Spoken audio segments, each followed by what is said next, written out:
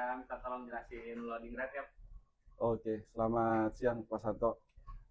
Tentang loading rate ya? Ya, betul. Oke. Bisa ditulis di papan termahal sedunia. Ya. Oke, pertama-tama itu mengenai loading rate itu kita bisa temukan melalui dua hal. Yang pertama itu pastinya di atas kapal kita bisa dapatkan dari informasi PNA, Prosedur and Arrangement Manual yang ada di atas kapal. Jadi di situ sudah tertera bagaimana maksimum loading rate kita dan juga beberapa informasi mengenai cargo handling di atas kapal, jenisnya dan segala macam. Terus yang kedua, kita bisa mengetahui maksimum loading rate atau flow rate itu dari rumus. Rumus ini sudah tertera atau sudah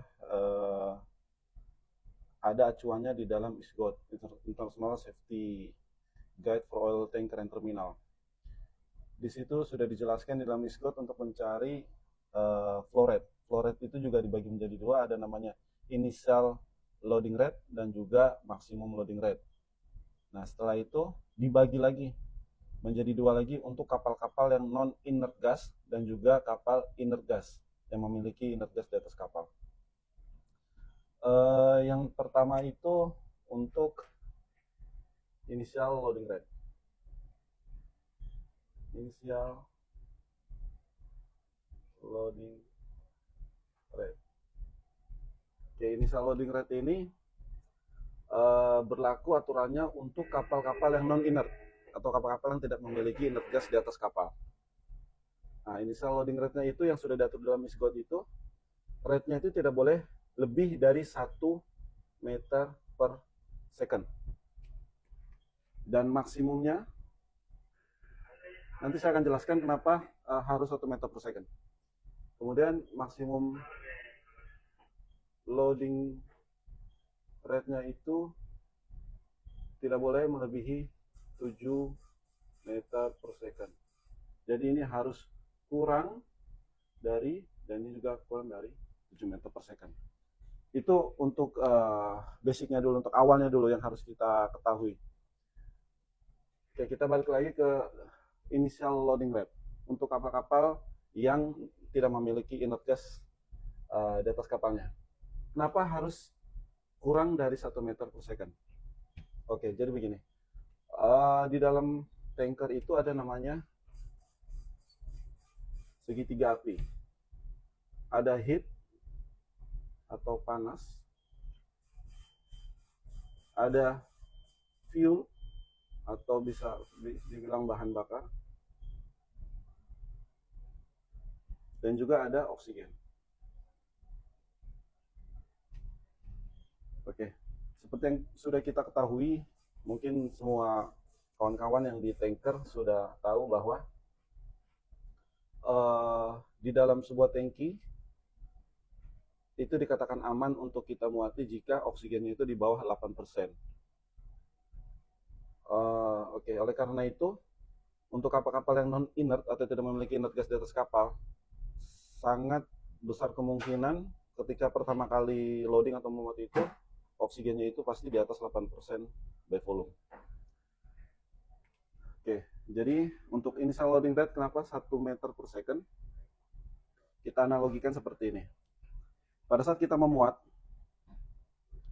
muatan itu dari darat atau dari kapal pada saat STS masuk ke dalam tangki. Nah, ketika masuk ke dalam tangki itu, yang pertama, kemungkinan pertama apa? Kemungkinan pertama, oksigen di dalam tangki itu karena dia non inert pastinya lebih besar dari 8%. Kemudian fuel atau bahan bakar di sini kargo ya, kargo atau minyak. Kargo atau minyak. Jadi dua elemen ini sudah ada ya, oksigen sudah ada, fuelnya sudah ada. Jadi yang ketiga ini apa? Heat panas. Ini heat panas atau bisa dibilang trigger. Triggernya apa? Atau gesekannya apa? Jadi ketika si kargo itu masuk ke dalam tangki dan dia mengenai bottom floor dari tangki tersebut, akan terjadi gesekan. Ini nih, ada triggernya, gesekan. Sedangkan di dalam tangki itu kondisi oksigennya di atas 8%. Fuelnya atau kargonya ada. Jadi bisa terjadi elektrostatik atau kebakaran bahkan mungkin ledakan. Nah, di dalam isgot inilah yang diambil dasarnya. Maka di isgot itu mereka membuat suatu aturan, initial loading rate harus kurang dari 1 meter per second untuk menghilangkan ini nih. Untuk menghilangkan triggernya ini nih. Jika ini tidak ada, ini sudah kita hilangkan, maka tidak akan mungkin fire itu terjadi. Itu makanya kenapa harus kurang dari 1 meter per second. Kemudian untuk maksimum loading rate di kapal yang non inert itu harus kurang dari 7 meter per second. Oke, kita sekarang kembali ke rumusnya. Rumus dari flow rate atau loading rate itu P R kuadrat kali V. Kita ambil contoh ya.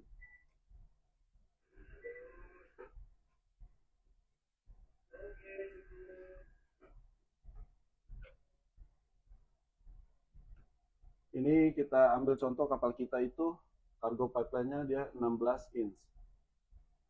16 inch. Oke, kita korek satu-satu. P itu 22/7 atau 3,14. R itu jari-jari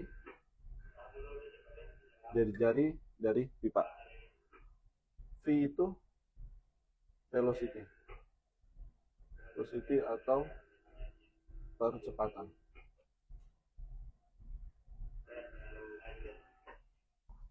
Oke, kemudian bagaimana cara mencari ini nih, flow rate-nya nih, atau loading rate-nya? Nah, kita bisa mereverse ini, 16 inch. Kita langsung masukkan aja rumusnya ini. Pi R kuadrat kali V. V-nya itu 3,14. R-nya itu jari-jari 16 inch. 16 inch itu kita jadikan ke meter. Kita hitung dulu. Butuh kalkulator juga. Velocity ya. Velocity Ya. itu bukan goyang velocity Ah, ya. Ini percepatan. Oke, jadi R-nya itu apa? Diameter pipa itu kan 16 inch.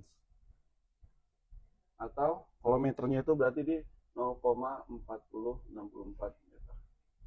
Jadi rumus ini tuh kita harus rubah mereka ke meter, satuannya meter.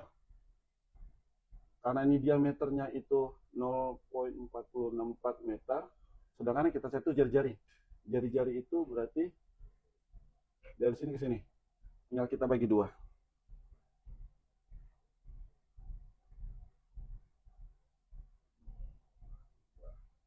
.464 dibagi 2. Jadi jari-jarinya itu ini itu 0,2032. Jadi sini kita bisa hitung 0,2032 kuadrat dikali V. Nah, V ini velocity atau percepatan. Kita kembali lagi ke sini nih. Dua ini. Kalau kita sekarang contoh mau ambil perhitungannya initial loading rate 1 meter per second. Berarti dengan pipa kita 16 inch, berapa sih initial loading rate kita? Kita ambil ini dulu ya, nanti setelah itu kita hitung yang maksimum. Berarti kita kalikan dengan 1 meter per second. Oke, sekarang kita kalikan dulu yang kuadrat ini.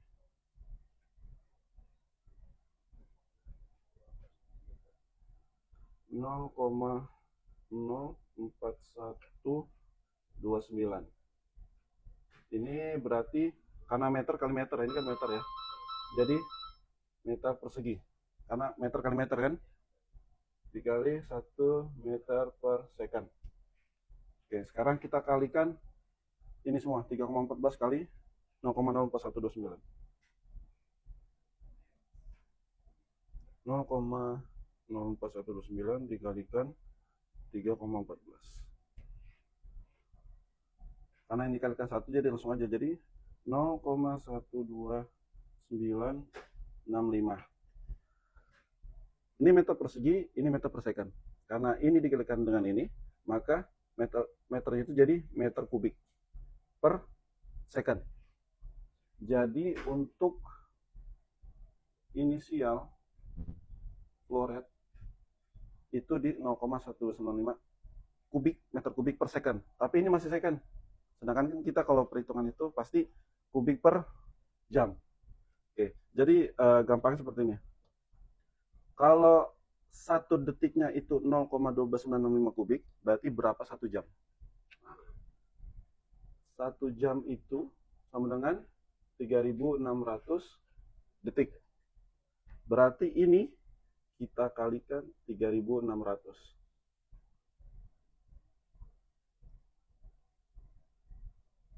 Didapatlah 466,74 kubik atau meter kubik per jam.